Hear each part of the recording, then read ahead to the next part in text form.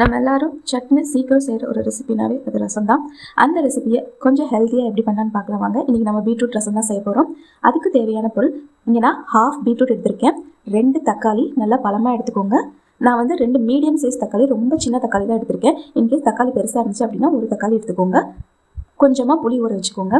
ஒரு குக்கரில் கட் பண்ண பீட்ரூட், தக்காளி, மஞ்சள் தூள், உப்பு, தேவையான அளவு தண்ணி சேர்த்து 4 விசில் விட்டு குக் பண்ணி எடுத்துக்கோங்க. வேக வச்ச பீட்ரூட்டை நல்லா ஃபைன் பேஸ்ட்டாக அரைச்சிக்கோங்க. அடுத்து 1/2 டீஸ்பூன் சீரகம், 5-6 மிளகு, 4 பல் பூண்டு, 1/2 பச்சை மிளகாய், இதெல்லாம் நல்லா மசிச்சுக்கோங்க. உங்களுக்கு காரம் இன்னும் தேவைப்படுது அப்படின்னு நினச்சிங்கன்னா நீங்கள் ஒரு பச்சை மிளகாயோ இல்லை எவ்வளோ வேணால் உங்கள் காரத்துக்கு ஏற்ற மாதிரி சேர்த்துக்கோங்க. ஒரு பாத்திரத்தில் நம்ம ஊற வச்ச புளி தண்ணி, பீட்ரூட் பேஸ்ட், பீட்ரூட் வேக வச்ச தண்ணி, இடித்து வச்ச சீரக மிளகு பூண்டு அந்த பேஸ்ட்டையும் சேர்த்துக்கோங்க. ரசத்துக்கு தேவையான அளவு தண்ணி விட்டுக்கோங்க. உப்பு செக் பண்ணி பார்த்துக்கோங்க.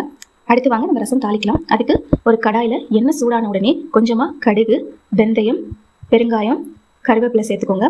இதெல்லாம் நல்லா பொரிஞ்ச உடனே நம்ம ரச தண்ணியை ரெடி பண்ணி வச்சுருந்த தண்ணியை கடாயில் ஆட் பண்ணிக்கோங்க. நான் வரமிளகா இதில் நான் ஆட் பண்ணலை. உங்களுக்கு தேவைப்பட்டால் நீங்கள் சேர்த்துக்கலாம். வரமிளகா சேர்த்தாலும் டேஸ்ட் நல்லாயிருக்கும். சேர்க்காமல் இந்த மாதிரி செஞ்சாலும் நல்ல டேஸ்ட் கொடுக்குங்க. ரசம் இந்த மாதிரி தெரிஞ்சு வந்தோடனே ஸ்டவ் ஆஃப் பண்ணிவிடுங்க. ரொம்ப கொதிக்க விடணும்னு அவசியம் கிடையாது.